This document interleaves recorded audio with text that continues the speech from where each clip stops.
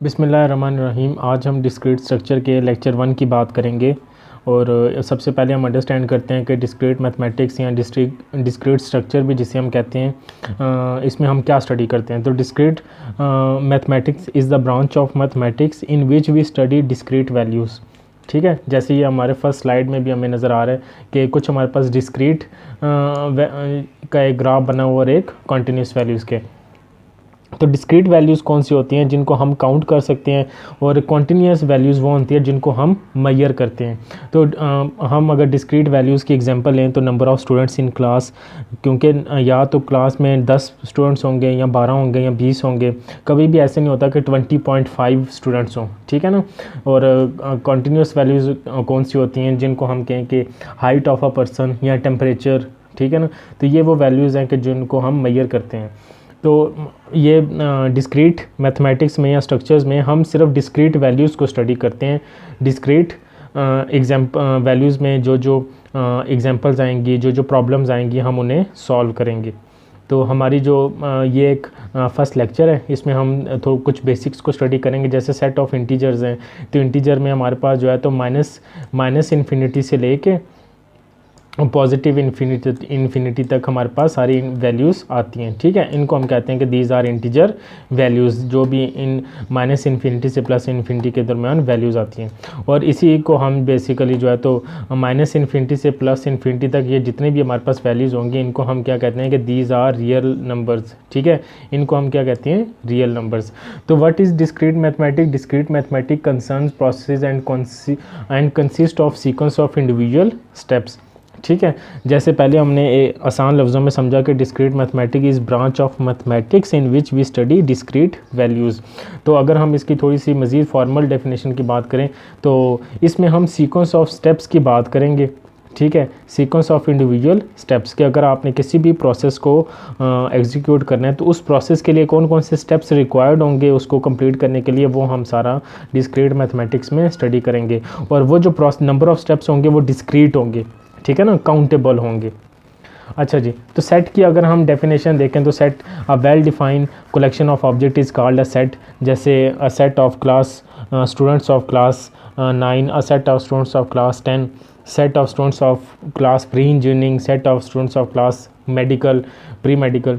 तो the objects are called the elements of और members of a set. उस set के अंदर जो भी एलिमेंट्स या नंबर्स होंगे उनको हम क्या कहते हैं, दीज आर ऑब्जेक्ट्स, ठीक है। वो उसके ऑब्जेक्ट्स भी कहलाते हैं और मेंबर्स भी कहलाते हैं। अब सेट्स को हम डिनोट करते हैं कैपिटल लेटर से, ठीक है। सेट्स को हम कैसे डिनोट करते हैं, कैपिटल लेटर से। और जो लोअर केस लेटर्स जितने भी होंगे, लोअर केस लेटर्स रिप्रेजेंट करते हैं सेट के एलिमेंट। फॉर एग्जांपल एक हमारे पास सेट है, सेट ऑफ नेचुरल नंबर्स, ठीक है। तो उसको हम रिप्रेजेंट किससे करेंगे, n से करेंगे, ठीक है। और उसके अंदर जो वैल्यूज़ आ जाएंगी वो हमारे पास सारे क्या होंगे, लोअर केस लेटर्स में होंगे। जैसे यहाँ पे फॉर एग्जांपल अगर मैं 1 लिख दूँ, यहाँ पे 2 लिख दूँ या 3 लिख दूँ, ठीक है। तो ये जो 1 2 3 है ये क्या कहलाते हैं, एलिमेंट्स। इनको हम कहते हैं elements of set. If an object x is a member of a set A, we write it x belongs to A. और इसका क्या मतलब है, जैसे यहाँ पे 1 बिलोंग्स टू नेचुरल नंबर है, तो यहाँ पे अगर मैं 1 लिख दूँ तो मैं कहता हूँ 1 बिलोंग्स टू ए। इसका मतलब है कि ए सेट के अंदर 1 प्रेजेंट है, ठीक है। यहाँ हम इसको रीड करते हैं x बिलोंग्स टू ए। और इसी तरह x इज़ इन ए, ये भी हम इसको रीड कर सकते हैं। और अगर कोई एलिमेंट प्रेजेंट ना हो तो हम उसको कहते हैं कि डज़ नॉट बिलोंग्स टू ए। अगर फॉर एग्जांपल इस सेट के अंदर 10 की वैल्यू ना हो तो मैं कहूँगा कि 10 डज़ नॉट बिलोंग्स टू ए, ठीक है ना। इसी तरह सेट ऑफ नेचुरल नंबर्स का बताया, 1 2 3 होल नंबर 0 से स्टार्ट होते हैं, तो 0 1 2 3 होल नंबर्स आ गए। और इंटीजर की अभी हमने बात की थी, ठीक है, कि आप जो है तो इसको माइनस इन्फिनिटी से पॉजिटिव इन्फिनिटी तक आपके पास इंटीजर वैल्यूज़ आ जाती हैं। इसी तरह इवन नंबर्स हैं, 0 +-2 +-4 6, जो कि 2 से इवन नंबर्स वो होते हैं जो डिवाइडेड बाय 2 होते हैं, ठीक है, जिनका रिमाइंडर 0 आ जाए। तो इसी तरह ऑड नंबर्स वो हैं जो अपने ऊपर ही डिवाइड होते हैं और किसी नंबर पे डिवाइड ना हो, अपने ऊपर हों और 1 के ऊपर हों। तो इसी तरह प्राइम नंबर्स वो हैं, ठीक है, कि जो है तो 1 के ऊपर डिवाइड होते हैं और अपने ऊपर होते हैं, ठीक है। उनको हम क्या कहते हैं, प्राइम नंबर्स। उसके बाद इन दोनों में डिफरेंस क्या है बेसिकली, कि यहाँ पे आपके पास 2 भी आ जाता है, ठीक है, और यहाँ पे आपके पास 2 नहीं आता। तो इसका मतलब है कि ये वो नंबर्स हैं जो सिर्फ अपने ऊपर डिवाइड होते हैं। तो यहाँ पे जो है तो फॉर रैशनल नंबर्स की बात करें तो वो नंबर्स जिनको हम p बाई क्यू की फॉर्म में लिख सकते हैं उनको हम कहते हैं दीज आर रैशनल नंबर्स। और ये लिखा हुआ है x सच दैट, इस लाइन का क्या मतलब है कि s such that x is equal to p by q, कि वो नंबर जैसे हम कहते हैं कि 9/4, तो ये क्या हो जाएगा, एक रैशनल नंबर्स है आपके पास, ठीक है, जिसको हम जो है तो देख सकते हैं। अच्छा जी, इसी तरह हम नेक्स्ट बात करें तो इरेशनल नंबर्स वो होते हैं जिनको हम p बाई क्यू की फॉर्म में नहीं लिख सकते, जैसे √2, √3, और ये पाए की वैल्यू है जिसकी 3.14 वैल्यू होती है, और ये एग्जांपल्स हमें गिवन है। फिर tabular form, listing all the elements of a set separated by commas, ठीक है, फॉर एग्जांपल ये हमारे पास, और ये करली ब्रैकेट्स के अंदर जब हम इन्हें मेंशन करते हैं तो हम कहते हैं कि ये हमने क्या किया है, टेबुलर फॉर्म में सेट को रिप्रेजेंट किया हुआ है, ठीक है। और इसी तरह डिस्क्रिप्टिव फॉर्म में क्या आ जाता है, सेट ऑफ, अगर ये हमारे पास एक नंबर है ए, सेट है ए इज इक्वल टू 1 2 3 4 5, इसको डिस्क्रिप्टिव फॉर्म में लिखना होगा तो हम क्या लिखेंगे, set of first 5 natural numbers. Descriptive का मतलब होता है आप थोड़ा उसे इंग्लिश में एक्सप्लेन करते हैं कि वो सेट कौन से। इसी तरह नेक्स्ट को लिखेंगे set of positive even integers less और इक्वल टू 50, और इसी तरह set of positive odd integer, ये जो हमारे पास लास्ट है पॉजिटिव ऑड इंटीजर्स। तो इसी तरह नेक्स्ट में हम जाते हैं, तो सेट बिल्डर फॉर्म कौन सी होती है, जिसमें हम मेंशन करते हैं writing in symbolical form the common characteristics shared by all elements of a set. इसका क्या मतलब, जैसे एग्जांपल है ना, x belongs to natural number such that, इस लाइन का मतलब होता है such that x is less than और इक्वल्स टू 5, ठीक है ना। इसका मतलब क्या है कि ये जो हमारी एग्जांपल थी ना, a इज इक्वल टू 1 2 3 4, तो ये जितने भी नंबर्स हैं ये सारे नंबर नेचुरल नंबर से बिलोंग करते हैं, और जो हमारा x है वो जितने भी वैल्यूज़ हैं वो किस से छोटी हैं, 5 या 5 के इक्वल हैं या 5 से छोटी हैं। इसी तरह y belongs to even number such that 0 less than y is less than और इक्वल्स टू 50, ठीक है, मतलब इवन नंबर जो हैं वो 50 से यहाँ तो इक्वल है, यहाँ इससे लेस है, जैसे यहाँ पे ये 50 तक है। इसी तरह set of x belongs to odd number such that x is greater than 0, ठीक है ना, क्योंकि ऑड में जो है तो 0 नहीं आता तो इसलिए हमने यहाँ पे उसको लिखा x इज़ ग्रेटर देन 0, ठीक है। तो ये हमारा आ जाती है, इसको हम कहते हैं सेट बिल्डर फॉर्म। ये 9 जो है तो नॉर्मली वो 9 10 में हमारी आती है, उसमें हम स्टडी करते हैं। तो सबसेट का मतलब क्या होता है, if a and b are two sets, a is called a subset of set b, written a is subset of b if and only if every element of a is called also an element of b।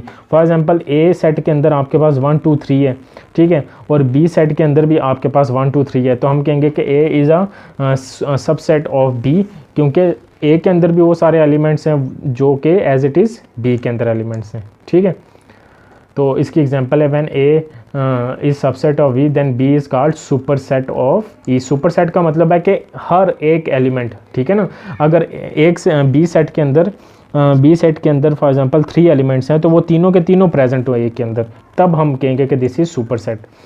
When a is not subset of v then there exist at least one x belongs to a such that x does not belongs to b, ठीक है। Subset वो ना हो तो इसका मतलब है कोई ना कोई एक उसमें एलिमेंट होना चाहिए जो a से बिलोंग करता हो लेकिन वो b में ना हो, तब हम कहेंगे कि वो सबसेट नहीं है। अगर सारे ही एलिमेंट्स बिलोंग करते होंगे तो वो फिर सबसेट बन जाते हैं। फिर every set is a subset of itself, कि हर सेट अपने आप का सबसेट होते हैं।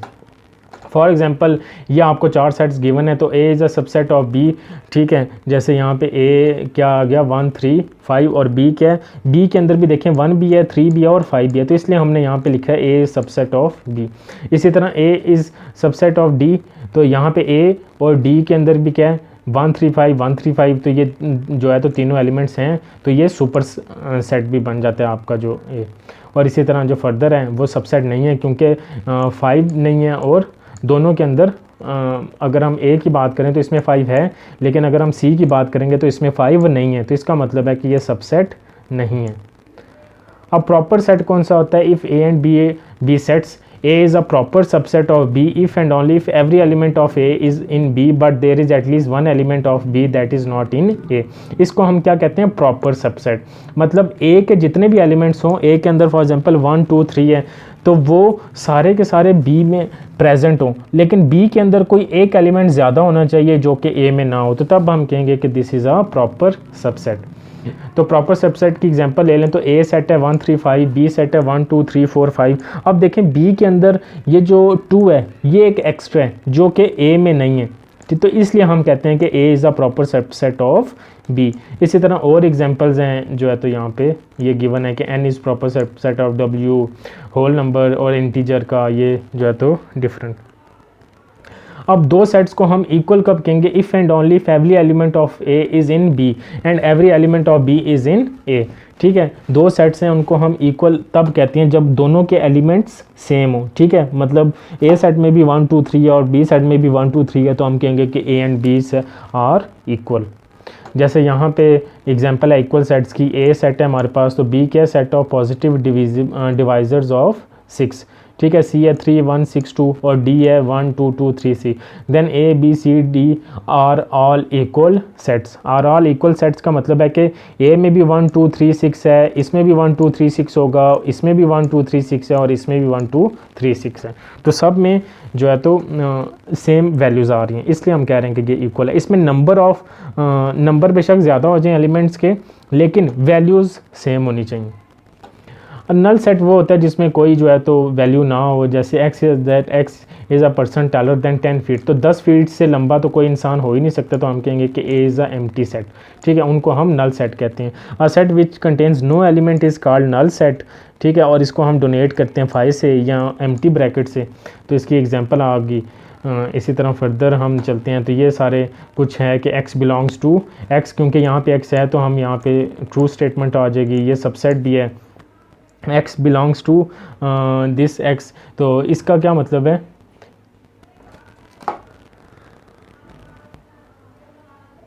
अच्छा जी, इसको हम क्यों कह रहे हैं फॉल्स? के बेसिकली ये आपके पास एक पूरा एलिमेंट है, अगर इस सेट के अंदर भी ये इस तरह का इंसर्ट करके एक और हम यहाँ पे x लिखते तो तब ये वैल्यू ट्रू होती। अब जैसे ये यहाँ पे ये नीचे लिखा हुआ है ना, अब ये ट्रू हो गया। ठीक है, अब इसी तरह empty is a subset of this, तो ट्रू है। कोई भी सेट हो आपके पास तो एम्प्टी उस पर एक वैल्यू होती है लाजमी, तो हम उसको ट्रू कंसीडर करते हैं। फिर ये हम कहते हैं कि फाई बिलोंग्स टू एक्स, तो ये अब आप बिलोंग्स टू एक्स हम कह दें तो यहाँ पे कोई एम्प्टी नहीं है, तो ये हम यहाँ पे फॉल्स करेंगे। सबसेट में आप उसको एम्प्टी को इंक्लूड कर सकते हैं, लेकिन बिलोंग्स टू की जब बारी आएगी तो तब हम कहेंगे कि that is false. Universal set होता है the set of all elements under consideration, जो जितने भी आपके पास टोटल नंबर्स होते हैं जिनको हम कंसीडर कर रहे होते हैं कोई चीज़ फाइंड करने के लिए, वो हमारे पास यूनिवर्सल सेट आ जाता है। फिर इसमें हमारे पास वेन डायग्राम है, ग्राफिकल रिप्रेजेंटेशन ऑफ सेट, जैसे यहाँ पे ए सेट है, फिर बी सेट है, और ये जो सेंटर में आपको एरिया नज़र आ रहा है ये ए इंटरसेक्शन बी है। इंटरसेक्शन का मतलब होता है जो दोनों में कॉमन एलिमेंट्स हों। ठीक है, 1 2 3 फॉर एग्जांपल ए में भी और बी में भी है, तो हम कहेंगे कि ये जो सेंटर एरिया ये इंटरसेक्शन को रिप्रेजेंट करता है, और ये बाकी जितने भी ये जो आपका पास एरिया है ये यूनिवर्सल सेट आ जाता है। इसी तरह मेंबरशिप टेबल, ठीक है, a table displaying the membership of elements to indicate that element is in set वे, if 1 is use to indicate that element is not in a set and 0 is used. ठीक है, कि just represent करने के लिए कि किसी भी टेबल के अंदर कोई सेट या सेट के अंदर कोई एलिमेंट प्रेजेंट है या नहीं प्रेजेंट, तो उसको मेंशन करने के लिए हम समटाइम्स टेबलशिप को भी यूज़ करते हैं। जैसे यहाँ पे ए है, अगर 1 होगा तो उसका कॉम्प्लीमेंट 0 है, अगर 0 होगा तो उसका कॉम्प्लीमेंट 1 होता है। ठीक है, तो ये आज का हमारा एक लेक्चर था इंट्रोडक्टरी। आई होप आपकी अंडरस्टैंडिंग बेहतर हुई होगी। अगर आपका कोई भी क्वेश्चन है तो आप लोग पूछ सकते हैं। Thank you.